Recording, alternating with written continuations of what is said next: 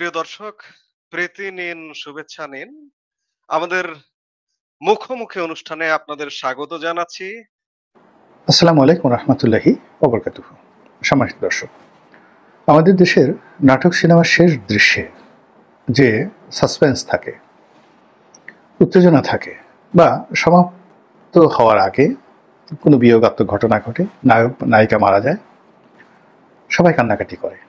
আবার কখনো কখনো নায়ক নায়িকার মিলন হয়, হল থেকে, সিনেমা হল থেকে বা নাট্যমঞ্চ রঙ্গমঞ্চ থেকে মানুষজন হাসতে হাসতে বের হয়। তো আমাদের দেশে এই মুহূর্তে রাজনীতির যে ছলাকলা চলছে, রাজনীতির যে নাটক চলছে, রাজনীতির যে যুদ্ধ প্রতিযোগিতা চলছে, আপনি যেভাবেই নেন না কেন, আমরা একেবারে চূড়ান্ত পর্যায়ে পৌঁছে গিয়েছি।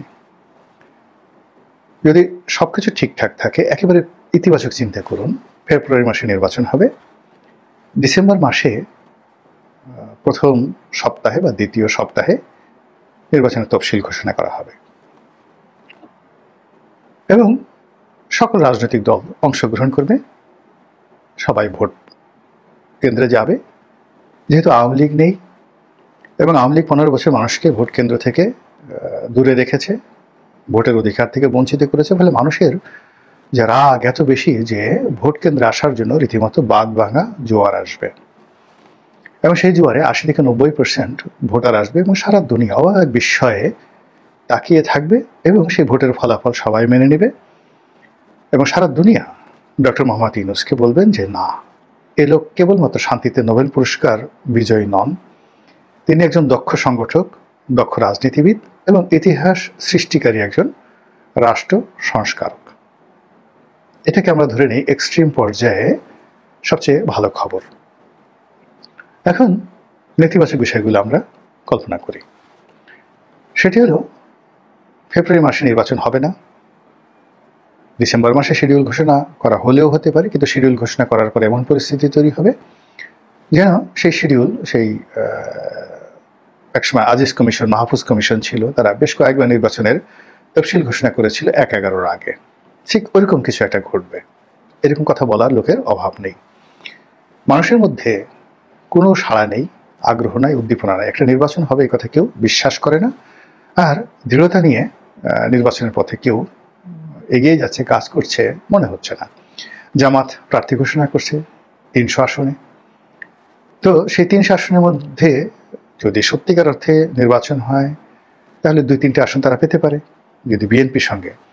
আর যদি যাকে বলা হয় আওয়ামী লীগ আসে, তাহলে এই 2-3টি আসন তারা পাবে কিনা সেটা নিয়ে আমার যথেষ্ট সন্দেহ রয়েছে। অন্যদিকে বিএনপি এখন পর্যন্ত 200 আসনে গ্রিন সিগন্যাল দিয়েছে, বাকি 100 আসনে জোট সঙ্গীদেরকে দেওয়া হবে 50টি, আর বাকি 50টি আসনে যেখানে একাধিক প্রার্থী রয়েছে তারা হয়তো সিদ্ধান্ত নিচ্ছে। এইভাবে বিএনপির হাইকমান্ড রাত দিন পরিশ্রম করে যাচ্ছে। তারা মুখে মুখে বড় বড় কথা বলছে যে এই বছর তারা এমন প্রার্থীকে দেবেন যারা খুবই জনপ্রিয়, গ্রহণযোগ্যতা রয়েছে, যাদের বিরুদ্ধে চাঁদাবাজি থেকে শুরু করে কোনো কিছুর অভিযোগ নেই, এইরকম মানে সোনায় সোহাগা প্রার্থীদেরকে বিএনপি মনোনয়ন দেবে। তো যাদেরকে এই 200 জনকে গ্রিন সিগন্যাল দেওয়া হয়েছে, তাদের মধ্যে কয়জনের বিরুদ্ধে চাঁদাবাজির অভিযোগ নেই আমি বলতে পারবো না। আচ্ছা বলেন তো, সায়দাবাদে কাকে দেওয়া হবে, তারপর খিলগাঁওয়ে কাকে দেওয়া হবে, কারণ বাজারকে কাকে দেওয়া হবে, গাজীপুরে কাকে দেওয়া হবে, আর তার সম্পর্কে মানুষজনের বক্তব্য কি, সাভার, আশুলিয়া, মানিকগঞ্জ কাকেদেরকে দেওয়া হবে, গাবতলীতে কাকে দেওয়া হবে, মিরপুরে। একটু চিন্তা করেন, তাহলে বুঝতে পারবেন যে বিএনপি যে স্বপ্ন দেখাচ্ছে, যে কথাগুলো বলছে, তার সঙ্গে বাস্তবের কতটা মিল অমিল রয়ে গেছে। দ্বিতীয়ত, যে জিনিসগুলো এই মুহূর্তে পর্দার আড়ালে চলছে, জামাতকে নিয়ে সবারই ভয়, সকল রাজনৈতিক দলের ভয়, এবং একই সঙ্গে সঙ্গে ডক্টর মোহাম্মদ ইউনূসের ভয় যে এই দলটি পারে না এমন কোনো কর্ম নেই। তারা যখন চাইছে তাই বলতে পারে, আর যখন চাইছে তাই করতে পারে, এবং অসম্ভবকে সম্ভব করতে পারে, ইতিবাচক নেতিবাচক সব অর্থে। তো জামাতের আমির কেন আমেরিকা গেলেন, জামাতের আমির কেন ইউরোপে গেলেন, তার সঙ্গে কেন এত ঘন ঘন রাষ্ট্রদূতরা দেখা করে, এটা নিয়ে জামাতের যারা প্রতিপক্ষ তাদের ঘুম হারাম হয়ে গেছে।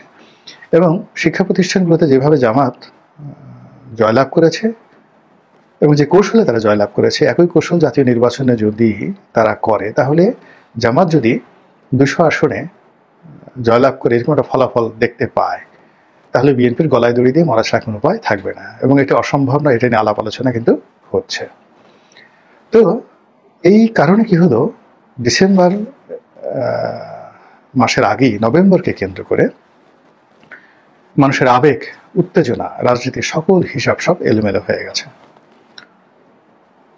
দেশের প্রধানতম রাজনৈতিক দল, যেটি 2024 সনে যদি নির্বাচন হতো 280টা সিট তারা পেত, 2025 সনে যদি সেই এপ্রিলের মধ্যে নির্বাচন হতো তাও তারা 260টি আসন পেত বিএনপি। এখন সত্যিকার অর্থে নির্বাচন যদি হয়, একতরফা নির্বাচন হয়, বিএনপি কি করে ভোটারদেরকে ভোট কেন্দ্রে আনবে, কি বলে ভোট কেন্দ্রে আনবে, এটা নিয়ে অনেক প্রশ্ন রয়েছে। বাস্তবতা হলো 7 to 8% ভোটার ভোট কেন্দ্রে আসবে, এটার কোনো নিশ্চয়তা নেই। বোঝার চেষ্টা করুন, আওয়ামী লীগের মতো একটা বৃহৎ দল, তাদের জনপ্রিয় প্রার্থী, ছাত্রলীগ, যুবলীগ, অঢেল টাকা, রাষ্ট্র ক্ষমতা, এত কিছুর পরে 2024 সনে তারা 6 or 7% ভোটার কিন্তু ভোট কেন্দ্রে আনতে পারেনি। তারা রেজাল্ট শিট তৈরি করেছে এবং সিল পিটিএসে বাক্সবন্দি করেছে। ফলে এখন যদি আপনি হিসাব করেন যে ভোট কেন্দ্রে সিল পিটানো হয়েছে, যা কোথাও গিয়ে দেখবেন যে ভোটার আছে 3000, সিল পিটানো হয়েছে 4000। আবার উপজেলা থেকে যে ফলাফল ঘোষণা করা হয়েছে, সেই ফলাফলের সঙ্গে যে রেজাল্ট শিটটা তৈরি করা হয়েছে নির্বাচন কমিশন কেন্দ্রীয় অফিসে, সেই রেজাল্ট শিটের মিল নেই। এইভাবে গোজা মিল দিয়ে একটার পর একটা যে কুকর্ম, সেই কুকর্মের কারণে দেখুন আজ নুরুল হুদার মতো একজন বীর মুক্তিযোদ্ধা এই সিইসির পদে বসে তিনি আজ জেলে জুতোর মালা গলায় নিয়ে সেখানে গিয়েছেন। হাবিবুল আওয়াল সাহেবের মতো একজন নিপাট ভদ্রলোক, সৎ মানুষ, তার মতো মানুষ রীতিমতো বেইজ্জতি হয়ে এখন কারাগারে আছেন। তো সেই দিক থেকে এখন নির্বাচন কমিশন, সেই নির্বাচন কমিশন বর্তমান যে যাকে বলে প্রেক্ষাপট, যেখানে সেনাবাহিনী সম্পর্কে মানুষের ভয় নেই, পুলিশ সম্পর্কে মানুষের ভয় নেই, ডিসিএসপিদেরকে মানুষ গণনায় ধরেন না, তো সেই যে মনোবৃত্তি আগামী সেই 90 দিনের মধ্যে বা 70 দিনের মধ্যে 90 দিনের 60 দিনের মধ্যে 2 মাসের মধ্যে এমন কি পরিবর্তন হবে, যার ফলে মানুষ দলে দলে প্রশাসনের ভয়ে, নির্বাচনী কমিশনের ভয়ে একটা সিল পিটাবে না এবং সবাই ভোট কেন্দ্রে দিয়ে যাবে। এটা একটা অসম্ভব এবং অলিক কল্পনা। ফলে সেই অলিক কল্পনাগুলো নিয়ে কিছু কিছু মানুষ প্রচার করার চেষ্টা করছে, যারা প্রচার করছে তারা বিশ্বাস করছে না, কিন্তু আশঙ্কাগুলো যেগুলো পিছনে রয়েছে সেগুলো মানুষকে তাড়া করছে, এবং সেই আশঙ্কাটা কোন পর্যায়ের বুঝতে পারবেন। তারেক রহমান সাহেব দেশে আসবেন কি আসবেন না, এটা নিয়ে বিএনপির প্রতিটি দিন মানুষ প্রচার চালাচ্ছে, এই নেতা আসবেন, আজ আসবেন, কাল আসবেন। বিশ্বাস করেন, যখন এত প্রচার এবং প্রোপাগান্ডা চালানো হয়, একটা সময় যদি সত্যিকার অর্থে তিনি আসেনও, তার ব্যাপারে মানুষের কোনো আবেগ, অনুভূতি, আগ্রহ থাকবে না। এটা হলো বাস্তবতা। অর্থাৎ তিনি যদি 2024 সনে আসতেন, হয়তো তাকে দেখার জন্য এয়ারপোর্টে 20 লাখ লোক হতো। তিনি যদি আজকে আসেন, হয়তো 10 লাখ লোক আসবে। কিন্তু তিনি যদি নভেম্বর মাসে আসেন বা ডিসেম্বর মাসে আসেন, 5 লাখ লোকের সমাবেশ করানো যাবে কিনা এটা নিয়ে আমার যথেষ্ট সন্দেহ আছে। This is the reality. এর বাইরে জনাব তারেক রহমান সাহেবকে বা বিএনপিকে যারা স্বপ্ন দেখায়, তারা রীতিমতো ভুলে ভরা একটা সাম্রাজ্যে বসবাস করছে। ঢাকা শহরে অনেকে অনেক হাইপ তুলছে, বিএনপির অনেক নেতা, যেমন সালাউদ্দিন সাহেবের অনেক ক্ষমতা ঢাকা শহরে, কিন্তু আপনি একটু তাকে চট্টগ্রামে উইদাউট বডিগার্ড, উইদাউট লোক ছাড়া একটু ফ্রি মুভমেন্ট করার জন্য 24 ঘন্টার জন্য ছেড়ে দেন তো চট্টগ্রাম শহরে। তাকে একটু কক্সবাজারে বা তার নির্বাচনী এলাকাতে ঢাকা থেকে একা একা গাড়ি চালিয়ে একটু যেতে বলেন তো, দেখবেন তখনই আপনি বুঝবেন যে তার যে ভাইব কোন পর্যায়ে আছে। তো সালাউদ্দিন সাহেবের যদি একই অবস্থা, মির্জা ফখরুল সাহেবের অবস্থা একই। যে মির্জা ফখরুল সাহেব আওয়ামী লীগের পুরো জমানাতে এই ঢাকা শহরে হুন্ডাই করে ঘুরে বেরিয়েছেন, কোনো রকম ভয় আতঙ্ক ছিল না, সেই মির্জা আব্বাস সাহেবকে এখন অনেক লোকজন নিয়ে গাড়িতে করে, বডিগার্ড নিয়ে, নিজের নিরাপত্তা বিধান করে বিভিন্ন জায়গাতে যেতে হচ্ছে। ওনার মতো নিপাট ভদ্রলোকের এই অবস্থা হয়ে গেছে। তো এই আতঙ্কের কারণেই এখন বিএনপিকে 4টি বুলেট প্রুফ গাড়ি আনতে হচ্ছে, যেটা আওয়ামী লীগকে আনতে হয়নি। আওয়ামী লীগের শেখ হাসিনার রাষ্ট্রীয় প্রোটোকলে বুলেট প্রুফ একটা গাড়ি ছিল, এর আগে উনি একটা বুলেট প্রুফ গাড়ি এনেছিলেন, মার্সিডিজ জি ওয়াগন ব্র্যান্ডের, যেটা এমপি কোটা রাসেলের জাহিদ হাসান রাসেলের নামে ছিল। এটা উনি ব্যবহার করতেন। এবং এটার কারণেই 21শে আগস্টের গ্রেনেড হামলায় তিনি বেঁচে গিয়েছিলেন। তো যেখানে আওয়ামী লীগের নেতাদের ওবায়দুল কাদের থেকে শুরু করে তোফায়েল আমর সাহেব, সুরঞ্জিত সেনগুপ্ত, মতিয়া চৌধুরী, তাদের কারোর জন্য বুলেট প্রুফ গাড়ি, জিপ বা যাকে বলা হয় বাস দরকার হয়নি। এখন পরিস্থিতি এমন কি হয়ে গেল যে বেগম জিয়ার জন্য একটা বুলেট প্রুফ গাড়ি, তারেক রহমান সাহেবের জন্য একটা বুলেট প্রুফ গাড়ি এবং বিএনপির শীর্ষ নেতাদের বিভিন্ন জনসভাতে যাওয়ার জন্য দুটো বুলেট প্রুফ মাইক্রোবাস, না ওই মাইক্রোবাসের চেয়ে বড় যে বুলেট প্রুফ ওয়াগন, সেগুলো আনা হচ্ছে। তাহলে চিন্তা করুন যে বিএনপির মধ্যে ভয় এবং আতঙ্ক কোন পর্যায়ে চলে গেছে। এবং এটা এই নভেম্বর মাসে এই গাড়িগুলো আনা হবে বা আনা হচ্ছে, এরকম খবরাখবর আমরা দেখতে পেলাম। দ্বিতীয়ত, জনাব তারেক রহমান সাহেব তিনি এই মুহূর্তের খবর হলো একটা নির্দিষ্ট ডেটে 26 তারিখে, মানে নভেম্বর মাসের 26 তারিখে তিনি উমরা করতে যাবেন, মক্কা মদিনা যাবেন এবং ওখান থেকে বাংলাদেশে আসবেন বলে জোর প্রচারণা চালানো হচ্ছে। যদি সবকিছু ঠিক থাকে উনি হয়তো নভেম্বর মাসে আসবেন বা ডিসেম্বর মাসে আসবেন। আর যদি কোনো কিছু ঠিক না থাকে, এর মধ্যে পান থেকে চুন খসে, তিনি আসবেন না, শুধু বুলেট প্রুফ গাড়িগুলো এই ঢাকা শহরে ঘুরে বেড়াবে। এবং বিএনপির মধ্যে এই জাস্ট 15 দিন পরে, জাস্ট আফটার 15 ডেজ, এখন বিএনপির মধ্যে নেতাকর্মীদের মধ্যে এমন সব আতঙ্ক বিরাজ করছে যেটা 4-5 মাস আগে ছিল না। আমি এই টকশোতে যাই, বিএনপির যে সকল নেতারা আসেন, যারা আওয়ামী লীগ জামানাতে একা একা ঘুরে বেড়াতেন, তারা সবাই এখন প্রথমত বডিগার্ড রেখেছেন, দ্বিতীয়ত তাদেরকে আবার প্রোটোকল দেওয়ার জন্য পেছনে একটা করে গাড়ি থাকে, যে গাড়ি 10-12 জন লোক থাকে। এই ভয় তাদেরকে কে ঢুকিয়ে দিল? অর্থাৎ এই যে রাত বিরেতে তারা যে টকশোতে যাচ্ছেন, বাইরে ঘোরাফেরা করছেন, এটা ফুটানি দেখানোর জন্য না, সত্যিকার অর্থে তাদের মধ্যে একটা মৃত্যু ভীতি, আক্রমণ ভীতি, সন্ত্রাসের ভীতি চলে আসছে। আপনি যদি জামাতের প্রথম 20 লোক, তাদের টেলিফোন নম্বর আপনি খুঁজতে যান, গোলাম পারোয়ার থেকে শুরু করে জামাতের আমির থেকে শুরু করে সবাই, যেখানে গ্রামের অজয় পাড়া গায়ের একজন মানুষ শেখ হাসিনার সঙ্গে কথা বলতে পারতো 15 বছর যখন তিনি প্রধানমন্ত্রী ছিলেন, তার টেলিফোন নম্বর ওপেন ছিল। কিন্তু আপনি জামাতের আমিরের কোনো টেলিফোন নম্বর পাবেন না। তারপরে গোলাম পারোয়ার সাহেবের কোনো টেলিফোন পাবেন না। অন্যান্য জামাতের শীর্ষ যারা নেতৃবৃন্দ রয়েছেন, টপ 10, আপনি তাদের কারো মোবাইল নম্বর আপনি পাবেন না, সরাসরি তাদেরকে ফোন করতে পারবেন না পাবলিক ফোনে। তাদের লোকেশন আপনি এখন পর্যন্ত তাদের লোকেশন আপনি ট্রেস করতে পারবেন না।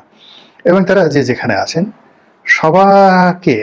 সবাইকে 3 স্তর 4 স্তর সিকিউরিটি দিয়ে এমনভাবে রাখা হয়েছে যে আপনি যদি জামাতের আমিরের সাথে দেখা করতে যান, এমনভাবে বেজ্জতি হবেন, আপনার সারা শরীর তল্লাশি করে তারপর আপনাকে সেখানে ঢোকানো হবে। তো এই যে একটা অবস্থা, এই যে একটা আতঙ্ক, সেই আতঙ্কটা এই নভেম্বর মাসে এসে মারাত্মক আকার ধারণ করবে। মানে এখন অক্টোবর মাসের শেষ সপ্তাহে আমি ভিডিও করছি, এটি নভেম্বর মাসে কথা বলছি। আর যখন ভয় থাকে মানুষের, তখন আর কোনো হিসাবপত্র থাকে না। ভয়ের সময় মানুষের, মানে যাকে বলা হয়, আপনাকে যখন আক্রমণ করা হয়, মেরে ফেলা হয়, বা আপনি যখন ফাঁসিতে উঠে যান, তখন একটা পর্যায়ে, কিন্তু ফাঁসিতে উঠানোর আগে, বিচার চলাকালীন সময়ে, বিপদ আসার সময় মানুষের যে একটা ভয়, ঠিক ওইরকম একটা ভয় আমাদের এই রাজনৈতিক অঙ্গনে সবাইকে তাড়া করে ফিরছে। আর এর ফলে রাজনীতির যত হিসাব রয়েছে, আমি আগে যেভাবে পজিটিভ কথা বললাম, পজিটিভের সঙ্গে সঙ্গে নেগেটিভের একেবারে চূড়ান্ত পর্যায়ে কথাবার্তা হচ্ছে। এখন হঠাৎ করে উপদেষ্টাদের পেট বেড়ে গেল কেন? তারা যে খেলতে নামলো, গেঞ্জি ফেটে তাদের পেট বের হয়ে গেছে, তাদের নিতম্ব, এক একজন এক একটা নিতম্বের পরে 3 কেজি 4 কেজি মাংস জমা হয়ে গেছে এই গত 14 মাসে। এটি নিয়ে লোকজন মানে খুব কথাবার্তা বলছে। এই সময়টিতে তাদের ফুটবল খেলার কি দরকার ছিল? আমি এটা বুঝি না। আবার ফুটবল খেলতে গিয়ে হাফ প্যান্ট পরে, মানে গেঞ্জি, টাইট ফিট গেঞ্জি পরে, স্পোর্টস করে, এরকম একটা নাদুস নুদুস শরীর নিয়ে মাঠে নেমে তারা কি মেসেজ দিতে চাচ্ছেন? এটা অস্বাভাবিক। যখন দেখবেন একটা বাঘ বিড়ালের মতো মিউ মিউ করছে, বিড়াল বাঘের মতো গড় গড় করে আওয়াজ করছে, ধরে নেবেন যে পাগল হয়ে গেছে, পরিস্থিতি স্বাভাবিক।